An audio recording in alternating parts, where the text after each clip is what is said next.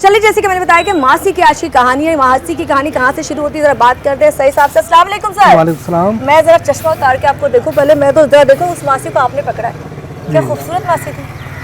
नहीं, खूबसूरत तो नहीं थी। नहीं, आपने जब पहली नज़र डाली होगी, जब आपके पास रिपोर्ट आई होगी एक मासी ले गई सामान, तो आपको लगा होगा कि यार शायद मालिक ने दे दी हो, खूबसूरत होगी, इंसान गिफ्ट कर देता है, चलो ले जाओ। तो क्या क्या देखा आपने पहली लुक में, क्या पाया? मालिक जो थे बहुत ही अच्छे इंसान थे, तो मेरा ये डाउट नहीं गया है कि कोई खूबसूरत होगी, इन्होंने कोई गिफ्ट दिया होगा। नहीं, तो आपने तो मासी को देखा होगा ना, मासी देखने में कैसी थी?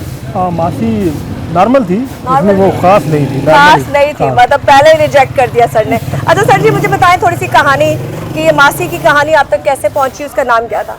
अच्छा, ये जो मैंने आपको पहले ही बताया है कि ये जो मुदैया थी अपना अनुषा, उसने बताया कि मेरे हस्बैंड को जो कॉल आई थी, उसने कॉलर थी गुलजार, लेकिन उसने शहनाज का नाम लिया हुआ था। अच्छा। कि मुलाजमा जो आपके पास शहनाज है, उसने ये सारी चोरी की है। ठीक है। तो फिर मैं अपने ज़राए से मालूमात करके मैं शहनाज के घर पहुंचा, और शहनाज को मैंने जब वहाँ पे बताया कि आपके ऊपर इल्ज़ाम है चोरी का, तो उसने मुझे कहा सर, आपको लगता है जिसने कॉल की थी उनके शौहर को, हो सकता है वो उसकी कोई मुखालिफ हो, उसको पता हो कि औरत अमीर हो रही है, इसके पास पैसे पता नहीं कहाँ से आ रहे हैं। देखिए, कोई आपके मुखालिफ लोग भी तो होते हैं ना, उसकी कोई फैमिली का बंदा था जिसने कॉल की थी? अच्छा, उस पर हम तफ्तीश कर रहे हैं, उसको IT ब्रांच वालों को हमने डिटेल हासिल करने के लिए सारा दिया हुआ है, नंबर वगैरह, वो भी इंशाल्लाह डिटेल आ जाएगी तो उसको भी शामिल तफ्तीश कर लेंगे। अब आपके पास आ जाता है केस, और आपके पास आके बताती है अनुषा कि जी इस तरह से हमारे घर में पैसे चोरी हो रहे हैं, तो आपने सबसे पहले क्या किया?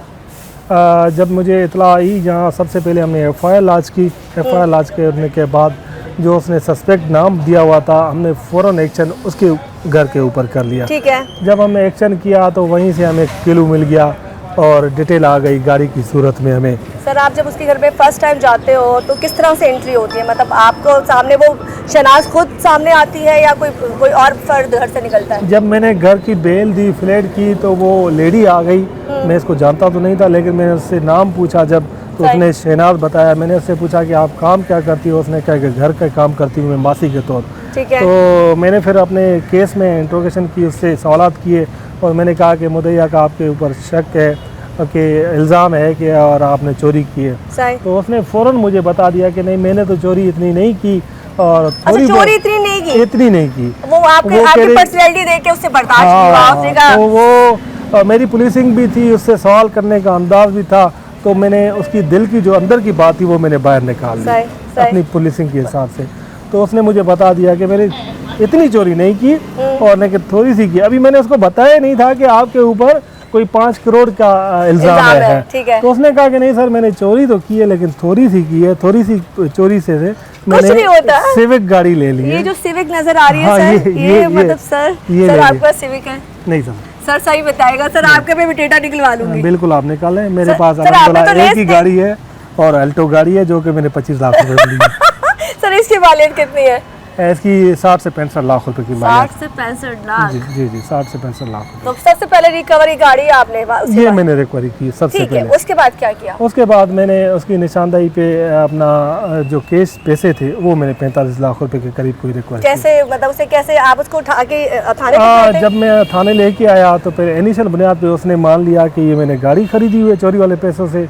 जब मैंने रिमांड हासिल किया अदालत से, फिर मैं आके प्रॉपर इसकी इन्वेस्टिगेशन शुरू की, तो इसने इनकाब कर दिया। तो मैंने तमाम तर पैसे चुरा के, चोरी वाले पैसों से मैंने एडजस्ट किए हुए, कुछ गाड़ियाँ ली हुई है, फ्लैट, दुकान, प्लाट। वारदात कैसे करती थी वो? ये वारदात मैंने आपको कहा कि ये जो मुदैया है, इसका जो रूम है उसमें पैसे पड़े होते थे। तो ये इसकी पुरानी मुलाजमा थी, इन्होंने मुदैयों ने इसको एक्सेस दिया हुआ था उस कमरे तक जाने के लिए। ठीक है। ये जाती थी, पोछा वगैरह लगा लेती थी, कमरे को साफ़ सुथरा रखते। उन दौरान ये पैसे ऐसा मुख्तलिफ औकात में चुरा के और अपने घर में जमा करने के बाद फिर ये गाड़ियाँ। कितने साल से ये मुलाजमा उनके घर काम कर रही है और कितने साल से पैसे चुरा रही है? ये तकरीबन 15 साल पुरानी मुलाजमा है, और आज से कोई 3-4 साल के दरमियान इसने ये चोरी करना शुरू कर दिया। 3-4 साल से चोरी। अच्छा सर, इसके अलावा सिविक के अलावा आपने कौन कौन सी चीजें और उस दोशीदा से?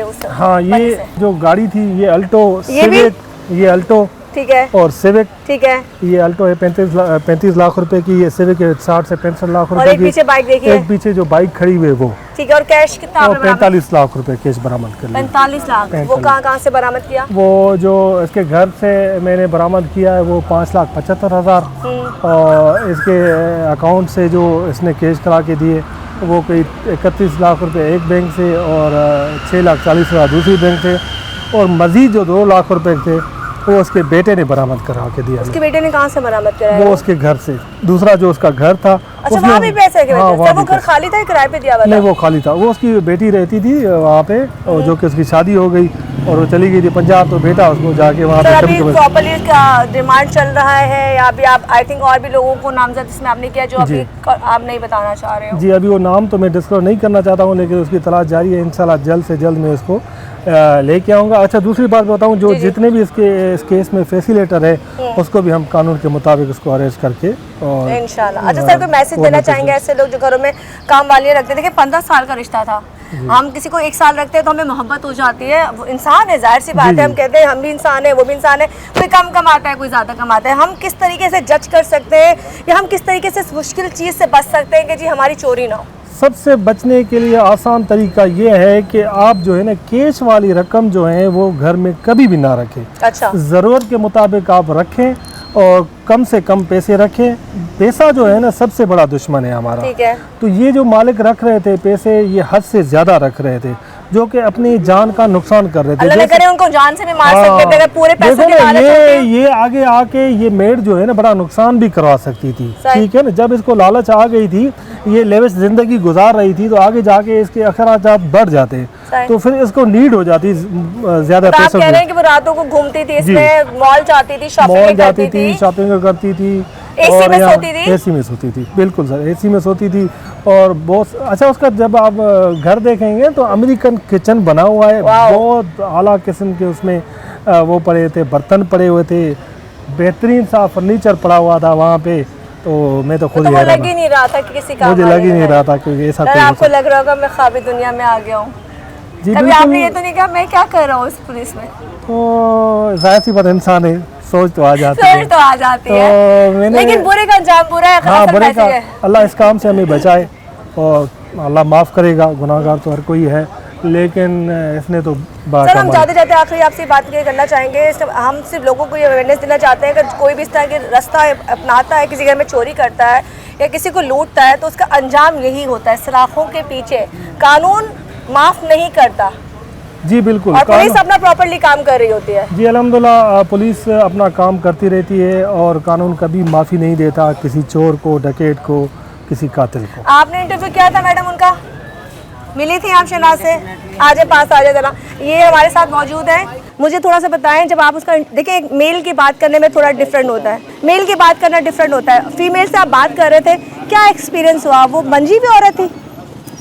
डेफिनेटली वो दिखने में उनका रवैया बहुत अच्छा था। वो मानी नहीं, एंड तक नहीं मान रही थी, लेकिन ये कि हमारे अफसरान की जो है महारत थी और बहुत अच्छे तरीके से हमारे एसएचओ साहब ने और हमने भी उससे इंटरोगेट किया। और लेकिन वो औरत तेज तरार थी जो कि कुछ तस्लीम करने को तैयार नहीं थी, लेकिन आपके सामने है सब कुछ। चले जी, वेल डन। मैं यहाँ पे एक बात यहाँ मैं कहना चाहती हूँ कि लोग अक्सर बहुत ज़्यादा केसेस आ रहे चोरी के, तो जो लोग मासियाँ रखते हैं या आप लोग मुलाजिम रखते हो, कम अज़ कम उनकी प्रॉपर तस्दीक करके रखें, उनके एनआईसी, उनके बायोडाटा लें, ताकि कल को आपको नुकसान। लेकिन कभी होता है कि हम एनआईसी लेते भी हैं तब भी चोरी करने वाला चोरी कर जाता है। ऐसे भी तो होता है ना, एनआईसी पास होती है, चोरी करने वाला चोरी करके निकल गया। तो यहाँ मेन चीज़ ये होनी चाहिए कि अपने रूम तक मासिक को इतना ऑप्शन ही मत दो कि वो आपके रूम तक प्रॉपर्ली इतना घूमे। सर ने बताया कि आप अपने घर को सेफ रखें, अगर आप मुलाजिम रख रहे हो तो इतनी बड़ी रकम घर में अमाउंट ना रखें कि वो आपके जान के दुश्मन हो जाए। चलें जी, बहुत शुक्रिया जी। यहाँ पे एसआईओ सईद सर और मैडम हमारे साथ मौजूद थी। ये वो दोनों गाड़ियाँ यहाँ पे मौजूद है जो उस मुलाजमा से जो 5 करोड़ रुपए जो अब तक हत्या चुकी थी, और न जाने कितना और हत्याती रहती अगर पता ना चलता। और सर की बहुत अच्छी बात यह है कि वो जान की दुश्मन भी हो सकती थी। ये लोग अक्सर ऐसे ही लोग होते हैं जो जहर दे देते हैं, कुछ मिला के घोल के पिला देते हैं, क्योंकि पैसे की हवस ऐसी होती है कि कुछ भी कराने पर मजबूर कर देती है। खैर यही थी यहाँ की पॉडकास्ट जिसे मैंने आपको बताया कि मासी पे एतमाद नहीं करने का, चाहे कुछ भी हो जाए, क्योंकि अभी ज़माना नहीं है। और आप अपने घर में कोई भी लोग रखते हैं, बेशक आपके पुराने लोग हैं, आपके पास NIC सब कुछ है, लेकिन जो आपका प्राइवेट रूम है वहाँ की कोशिश करें कि जो आपकी मेन चीज़ें हैं वो उसको सेफली रखें और ज़्यादा पैसा घर में ना रखें। इसी के साथ मुझे उस्मा तारिक को दीजिए इजाज़त। अल्लाह हाफ़िज़।